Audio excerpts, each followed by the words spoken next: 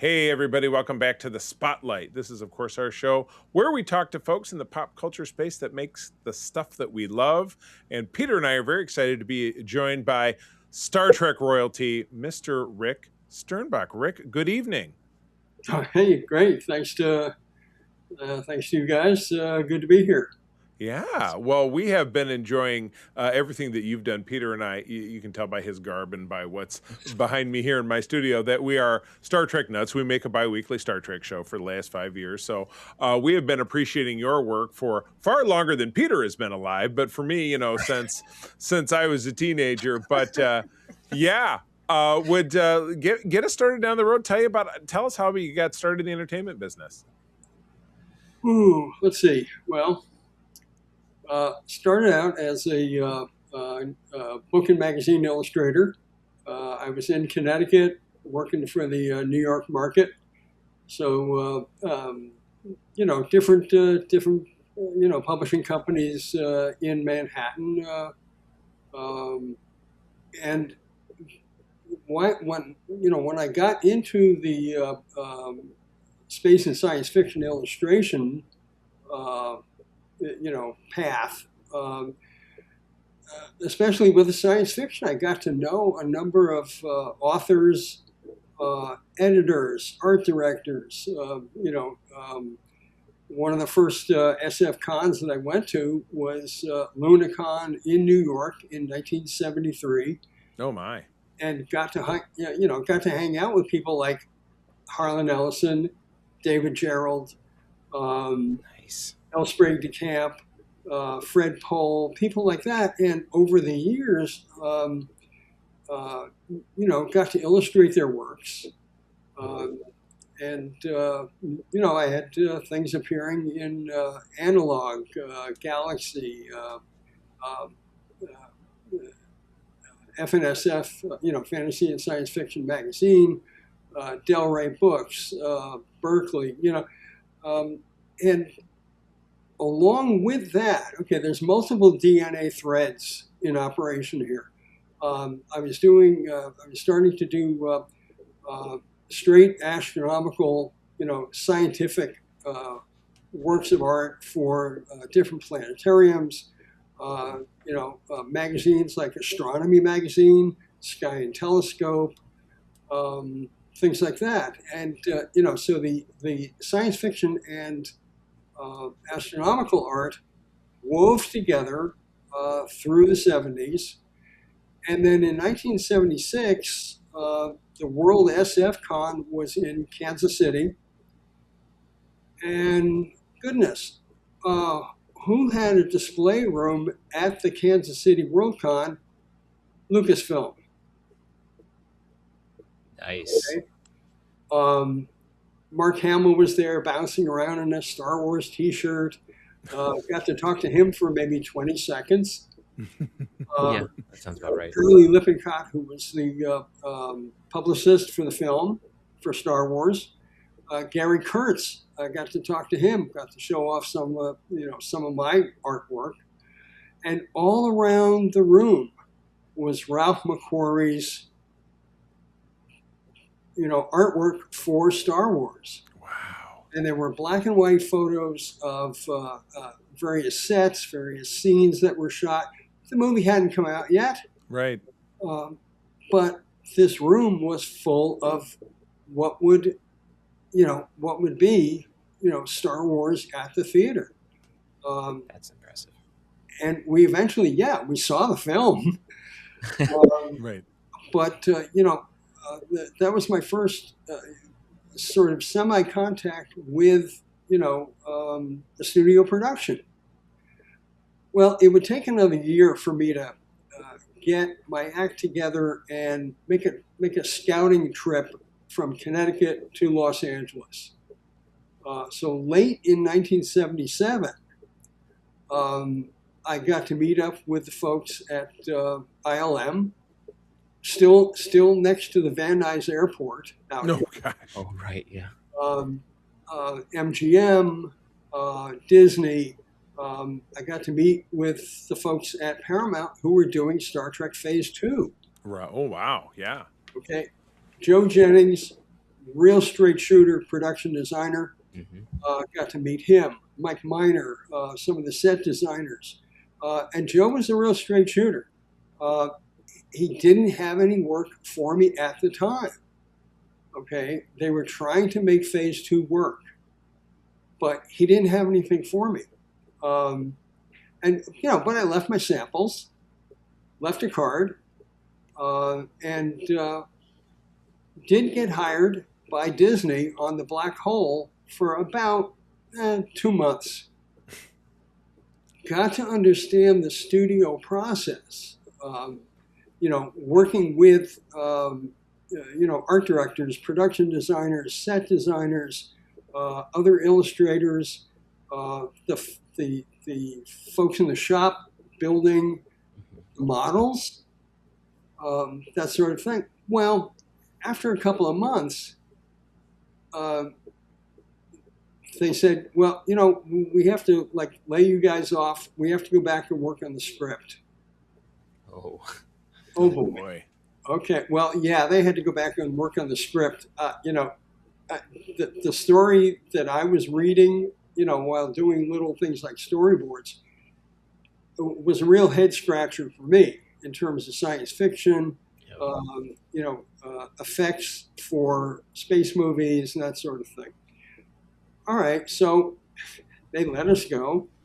And in the meantime, I did some work for the New York market by remote control. I mailed cover artwork from LA back to New York. Okay, and my editors were very gracious about that. They knew I could, produce illustrations. So they allowed it to happen by mail. Worked out fine for a while. Now the funny thing, I got to meet up with the gang at Robert Abel, Robert Abel and Associates, at Abel's shop, and they didn't have anything either. Although they were working toward, working on things like phase 2, so I kept moving along, doing what I could. And then one evening, Joe Jennings calls from Paramount. They're announcing the feature in the morning. Do you want to come in? Yeah. Holy cow, do I want to come in? So I said, yes, sir, I will be there. And that is when they had the press conference on stage. And they had the cast members. Mike Miner had done this beautiful big painting up in one corner of the stage. So I listened to the presentation, and met up with Joe, and then after that, Mike Miner and I went upstairs to the art department, and that was the start of me working on the motion picture. Wow. Yeah. Now, the wacky thing was that evening, Bob Abel calls me. We'd like you to work on a movie. And I said, Bob, I'm sorry, I just accepted with Paramount. Well, the guy never talked to me again. So, oh, no. That's show business, right? That's show business, okay? And so I got to work with Mike Miner and Lee Cole and John Cartwright and and Joe Jennings as our boss, in getting things together for the film. Lee Cole set the standard for the graphics. Mm-hmm. So what did we do? We got out our pens and ink and Letraset rub-on lettering. And we also had a local type shop, put out photo typesetting blocks of copy and that sort of thing. So we had a big ship that needed graphics and lots of other sketch things. Mike Miner looked at copies of Aviation Week magazine that I brought in. And he starts to fixate on the compressor blades of a jet engine. And guess what ended up in the ceiling of the bridge? Oh, yeah. Yep. Right. This beautiful divided series of shapes. Mm-hmm. Okay. And we all had little bits and pieces to contribute to the design, updating everything from phase 2. Yep. The bridge, the corridors, the transporter room, sick bay, all of this got an update because they decided, hey, we're going to do a feature. And that was the beginning. Oh my goodness. Wow. Peter. Right. So you touched a little bit on it, but you've been designing like all these awesome ships, stations, graphics, all of the bits and pieces that make the universe like feel lived in and real. But you've been doing it for a while, and so you've seen like a lot of different innovations in how things are done with different technologies, different like decision-making processes. What would be like, what was your favorite kind of innovation or technology that helped with designing and making things move from the idea part into reality? Or maybe it's one of the old ones, but which one's your favorite? Okay, my dad was an architect. He put a pencil in my hand at the age of 2.5. And my starting point is always sketches, Yep. scribbles, blue pencil, hard line with ink, marker color, that kind of thing. Okay, for the tech parts that would come in every so often, building things like rough foam core models, like the rough model I built of Voyager. Okay, it was a 3-footer, and it was very rough, but it was a great starting point to show the producers. All right, so we got into building models, real physical things. Sketching, I love sketching, don't get me wrong. But if you can bring a rough model of a set to a production meeting and have the director walk around and think about, okay, where am I going to put a window or a door? Which of these walls am I going to wild out to get the camera into the set? That kind of thing. So model making, that was another part of the art process. CGI, early CGI programs that we had in the art department.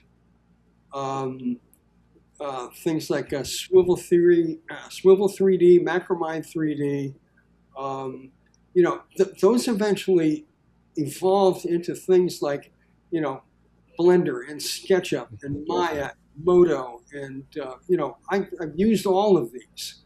Okay, if one of these CG tools can help define a shape, kind of rotate it in space, change the lighting here and there, and use that in 2 ways. One, to knock out these grayscale, grayscale renders, very rough grayscale models. Yep. Actually, it was used in 3 different ways. One, to get producer approval. 2, to show the real CGI vendors, okay, this is the thing that we want. You guys make it pretty. Yeah.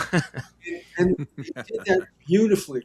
Folks like Foundation Imaging, okay, Eden Effects, and Rhythm and Hues, and places like that, could take my blueprints plus the grayscale models, okay, and see, okay, where are these shapes going? The blueprints for me, because I was into drafting. Yep. And detailed blueprints and sketches, accompanying, marker sketches and close-up details of things, gave the model makers and the CG folks, more information instead of just, kind of making it up. Now, stuff that was made up, yeah, that entered into it too. If we were, smashed by time constraints, and if it was just an alien ship of the week, the CG vendor guys, they could work from a back of the napkin sketch, Yeah. okay, back of the envelope sketch, that kind of thing. So we Voyager, just as a comparison, okay, Voyager was a 5-month design process. Right. Some of the alien ships were like 5 minutes. But that was production. Turn this one upside down and put a fin on it. Exactly. Or look what happened to some of the miniatures, chopped and channeled and turned into something new. Right. Okay. Not my favorite thing to see. Right. To have like my Romulan scout chopped up and reorganized into something else. Yeah. I love that Romulan scout. But it Beauty of ship. It happens. The same thing with CG. They would whack off a couple of parts off the CG model, stick something new on there, change the paint pattern, and bingo, you got a new Digital ship. kit bash. Yeah, dude. Yeah, right. Yeah. So I got a question, and we skip right over. So we've been talking about ships, and I don't know where I got this erroneous question, but did you work a lot with the physical props, like the handheld things and things like that? Was that your area? Oh, I designed a lot of props. That's what I thought. Okay, so my question makes sense because I looked at this and I thought we've only been talking about ships, so I hope that this is not a misnomer. But Peter and I are like kind of nuts about props and stuff because as you can see, Peter is wearing a very nice TNG uniform. He and I are both costumers, but we kind of focus on Star Trek. But the props that I collect to use with the different, like I know that the Dustbuster phaser only goes with the TNG season 1 and 2 One Piece, you know what I mean? And then the Cobra Head TNG phaser took over in, season 3. So my question about like, I'll mention those two. And then that phaser got a curved handle when we got into Voyager, for example. What little like weird, after in season 2, but it's like what brought about little like tweaks like that, like that going from the Dustbuster phaser seasons 1 and 2 of TNG to the the Cobra Head, or basically the remote control phaser that they have for the rest of it. Like, what does a meeting like that sound like? I think it's ugly. We got to streamline it or something. Like, how does something like that happen? It beats me because I wasn't in on most of those discussions. That was between the producers, the prop masters, and the prop makers, the vendors across, our area. And, so much of this was like time crunches or the producers saying, hey, we want to improve this for season whatever. Okay. And they simply did it. Okay. I did my part with the original sketches for the season 3 TNG phaser. Okay, I built a full size mock-up of it so that the actual prop maker folks could see what we were talking about. Yeah. Okay. With things like the Dustbuster, that goes back to Gene Roddenberry giving us the directive in person: no pistol grips. Yep. Okay. Okay, so you did not have the traditional pistol. All right, so how else can you hold a weapon? Well, unfortunately, it got the nickname Dustbuster because, well, it looked like the handheld vacuum. There weren't too many things that we could do. Okay. Right. Until season 3, where I worked during production hiatus, on this mock-up and a bunch of new sketches, okay, and they got approved, and it no longer looked like, the Black & Decker, home tool, right? Right. And it, the props that came about, okay, like the Cricket phaser, Roddenberry wanted something much smaller, sleeker, stick in your pocket, that kind of thing. So the production directives, came and went. Do this differently. Maybe next season we'll do something else, right? And this is not just things like the phasers, okay? The things like the tricorder, the pads, the medical tools. Yeah. They all, if they appeared in a script synopsis, then I would get together with the prop master.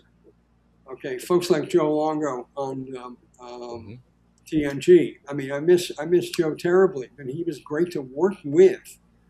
I would hand him off sketches. He would run them by the producers, and then get things made. And in the meantime, I was off doing other stuff. Yeah. Whirling dervish. Yeah. So, anytime there was a prop, Starfleet, Cardassian, Bajoran, Klingon, Romulan, all of these things, got mentions in writing and then turned into drawings. Mm-hmm. Okay. Wow. Crazy stuff. Peter. Right. So, you've kind of gotten a feel for how we like to get into the nuts and bolts of stuff, but I'm one of those guys that loves all the ideas of how everything works, even if it's not real, technically. So would you be able to tell us a little bit about your experience of being the technical consultant for Star Trek? Like, because you got to play with some of the technobabble, and like I've got the technical manual on my shelf, which I poured over that all the time. All those blueprints, and the blueprints of the ships, like all that stuff that like helps at least for my brain, like makes the world real and has all of like, this is how this works, this is what the Heisenberg compensator does, and all that stuff. So if you wouldn't mind telling us a little bit about that, and then like as an extra little nugget is like, would there be anything that you might change since science has evolved a bit in the last 30 years? Early on, okay, and then for me this goes all the way back to Star Trek the Motion Picture. I have a line in the movie, all right, where Sulu reports that the Enterprise has come to a halt inside V'ger, right? Mm-hmm. And the line is, thrusters at station keeping, sir. Yep. Right? And this was a NASA term, okay? Yep. About, controlling your spacecraft in orbit or on the way to the moon or on the way back. Right. Since NASA was helping us so much on the movie, okay, blueprints of Voyager, a number of us went out to the Jet Propulsion Lab to see things, okay? Oh, wow. And I was able to suggest, very politely to Robert Wise through the script supervisor, that the line in the script didn't sound terribly techy. And I think Sulu would have said thrusters at station keeping. Because that gets across that they've come to a halt. Okay. Yep. Now, when Next Gen started happening, Mike Okuda and I gave the writers and the producers, again, offering nicely, oh, please, sir, would you read this memo? Yeah. And looking at the script synopses, looking at the scripts, first drafts, final drafts, replacement pages, etc., and seeing if there were any notes that we could give them that would sound, like something O'Brien would say, or something Data would say, or things like that. Riker would say something different than Geordie Yeah.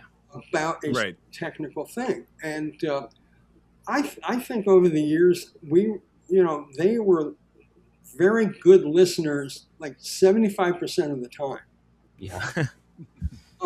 If they wanted to make something a certain way for the drama, we didn't want to step on the drama. Okay. But we gave them things that could be changed in a small number of words. Okay. We did not want to give them entire paragraphs like in the tech manual. Right. Yeah. Okay. Well, that was what the manual was for, right? Yeah, right. Okay. Hey, read more about it. And that's when Would you we like to got know more?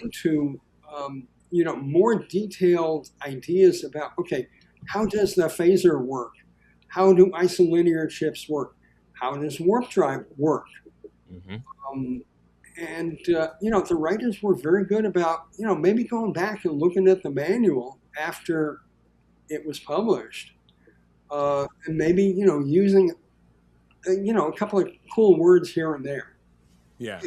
We didn't want to force this on them. We just gave them an extra resource. Yeah. Good stuff. Oh my gosh. We could go on and on. But this has been absolutely incredible. And we actually have Mike and Denise on in a couple of weeks. So we're having quite the renaissance of having all the people that really made everything wonderful. So we're so psyched to have you here. So God, thank you for the time. Tell us a little bit about things maybe you're working on right now that we can help get the word out. Well, I'm not involved in any official, production. I had done, some things with like the Eagle Moss folks. Yep. The booklets that went with some of the Right. gas ships. Okay, I wrote a lot of that. And what I'm doing now is something I started like maybe around 2002 or so, producing water slide decals for the hobby industry. Okay, for spaceships, for science fiction mechs, for some existing models, maybe models that haven't been produced in a long time. Mm-hmm. And there are a lot of folks who are making decals. They're printing their own. They're getting commercial decals made. I worked with Microscale in Fountain Valley, California. Mm-hmm. Microscale and Cartograph are two of the big, hobby decal makers. Mm-hmm. So, I've been producing some of that stuff, and a company called Cult TV Man in Georgia, is my main, my main customer.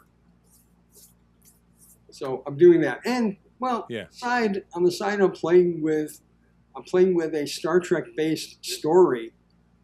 It's just me playing in the sandbox. Yeah. Imagine a team from the Office of Starfleet Intelligence looking at a very strange energy anomaly that's heading toward the Federation. Dun dun dun. Yeah. Nice. I love it. Yeah, it's just fun stuff. I get to. Yeah.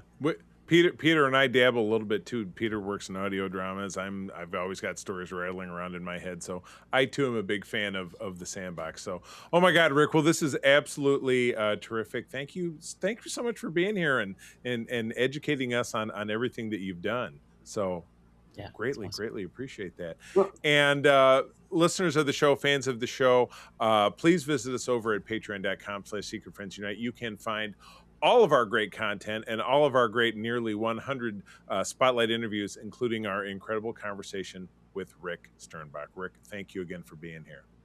Well, thanks for having me, and best of luck with the series. Thank you very much. This podcast is part of the Secret Friends Unite podcasting network, available on Apple Podcasts, Spotify, and podcast services around the galaxy, as well as video on our YouTube channel. You can support Secret Friends Unite by becoming a Patreon member. Get bonus programs and more over at patreon.com/secretfriendsunite.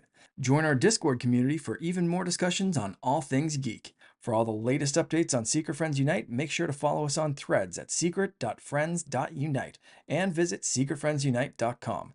Find our merchandise at TeePublic and Redbubble. Thanks for listening, and may the Force live long and prosper.